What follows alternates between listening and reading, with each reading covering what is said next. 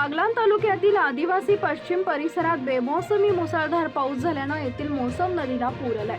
सदर अवकाळी पावसामुळे शेती पिकांचं इतर मोठ्या प्रमाणात नुकसान झालंय। 4 दिवसांपासून दररोज वादळी पाऊस होत असताना दिनांक 9 मे रोजी जाड, गोळवाड या परिसरात दुपारून मुसळधार पाऊस झाल्यानं शेतातील काढलेला कांदा, बाजरी, शेती पिकं तसेच गोळवाड ते शेंदवड भवानी गावादरम्यान नदीवरील मोठ्या पुलाचं काम सुरू होतं। पुराच्या पाण्यामुळे पुलाच्या कामावरील सिमेंट व इतर साहित्य पुरात वाहून गेल्यानं नुकसान झालंय। महाराष्ट्र गुजरात सरहद्दीवरील गव्हाणेपाडा व वाघजाळ्या येथील पाझर तलाव पावसानं भरला गेलाय।